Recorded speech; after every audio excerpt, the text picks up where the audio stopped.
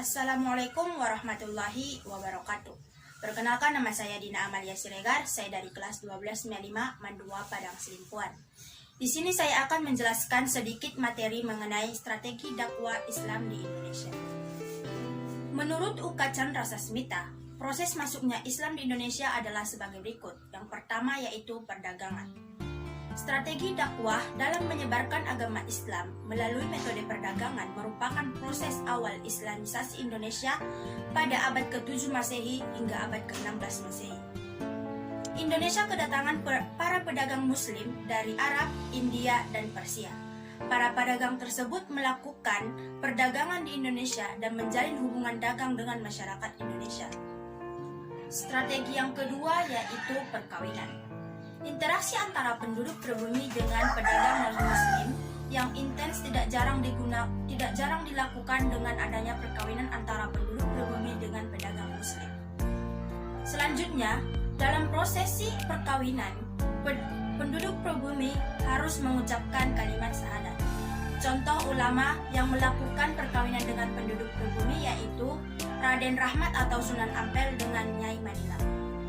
Strategi yang ketiga yaitu politik. Islamisasi melalui media politik harus dilakukan secara bertahap dan berkesinambungan antara penguasa dan pemerintah. Setelah penguasa atau rajanya masuk Islam, maka hampir seluruh rakyatnya masuk Islam. Strategi yang keempat yaitu pendidikan.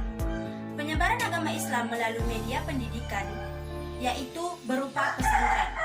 Pesantren merupakan tempat menimpa ilmu bagi para calon juru dakwah agama Islam.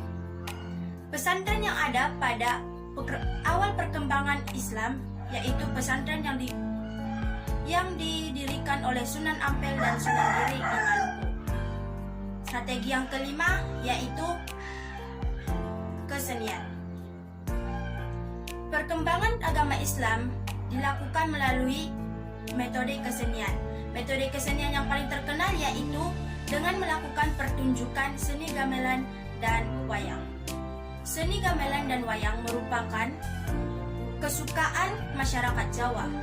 Dan oleh sebab itu, karena mereka menyukai seni ini, maka mereka akan berkumpul untuk melihatnya dan disitulah diadakannya dakwah Islam. Dan strategi yang terakhir yaitu atau yang keenam yaitu tasawuf. Banyak hal yang harus diketahui atau hal yang penting mengapa agama Islam berkembang pesat dan mengapa agama Islam dapat diterima baik oleh masyarakat Indonesia. Alasannya antara lain yang pertama, agama Islam bersifat terbuka.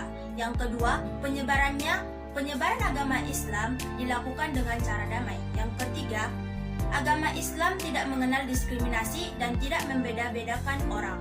Dan yang terakhir yaitu perayaan-perayaan dalam agama Islam dilakukan secara damai atau dilakukan secara sederhana. Mungkin hanya itu yang dapat saya sampaikan. Saya akhiri. Wassalamualaikum warahmatullahi wabarakatuh.